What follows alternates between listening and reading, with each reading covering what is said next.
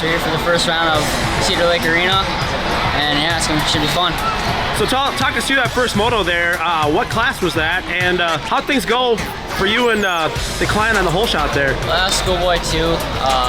I got off the gate second, got second in the hole shot, I think, and I had a battle with Prescott, and I don't know, I tipped over in a rut and front end stuff, and he ended up going over a berm, and I caught up back to the pack and took second.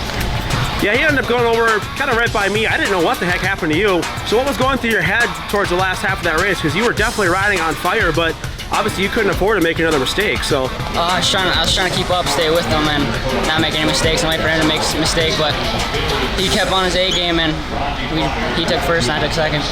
So what's it like with that traffic? Because you had Eli Tetzlaff in the front, little guy on a little bike, and he was able to make those lines in the corners. Like, what's going through your mind when you're on a much bigger machine? And yeah, he was ripped around like, I'm gonna get beat by an 85 if I don't pass this kid.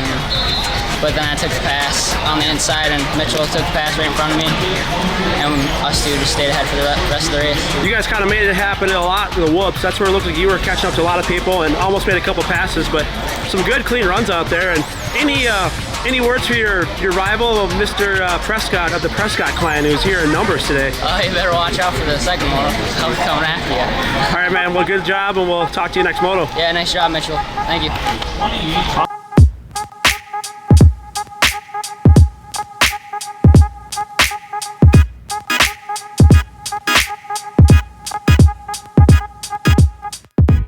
I'm Mitchell Prescott. We're at the sandbox. Technically, Cedar Lake Arena, you know, your head's still spinning after a couple of motos here, but yeah. So talk us through your first race. You were out there with Nick Fox, got an awesome hole shot, but what happened out there? You kind of took Nick out, he kind of went down the back or something, and then you jump off the track by me. What the heck was going on? Yeah, I got a good hole shot, and then in the back, Nick went down in the inside corner. I got a sigh of relief, and then next jump I went off the track. So what happened there? Was he going? It looks like he was going for the pass the previous corner, and did you just kind of high set him there, or did he do it on his own? You know, he did it on his own, but I'm gonna take him on next moto. So talk us through the rest of the moto there. You both were kind of a little bit behind the pack. You got an 85 rider out in front doing some pretty good moves out there, and then another younger kid looks like didn't catch the name of the rider, but pretty small on the big bike. So you were having to put in some work there. What was that like? Yeah, it was hard to pass in this track. Like, it's really one line, so I just had to force the inside pass and just get around him as quick as I could because Nick Fox was coming up on me. So. Well, good work on not pushing this kid off the track there. I mean, that's probably pretty. It's like the ego's kind of pushing you. You know, Nick's coming back. You know, coming on your back tire. What was that like seeing the Nick Fox going up back there? Did you know you had to make the pass there, or was it just you were already working on it? Yeah, I looked back off the first double, and I saw Nick's fender. I was like, I gotta pass these kids. So that's what I did right away, and then Nick was on me the last lap, and then ended up getting second. So. All right, man. Well, good moto. We'll have to watch it for your second race here. Hopefully, no shenanigans. So. All right, thanks.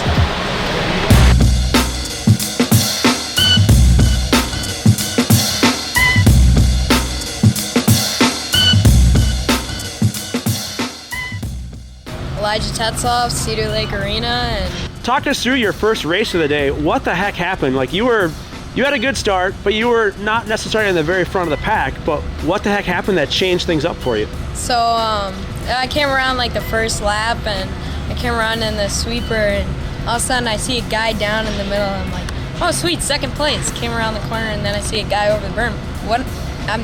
I was in first place, and I didn't realize it till I got like around the first lap, and I didn't see anybody in front of me, and I just started analyzing what I had to do. I had no clue what I was going to do from there because it was like one of the first times I rode Schoolboy. So what does that feel like when you're out there, you're on the smallest bike on the track. You're out front.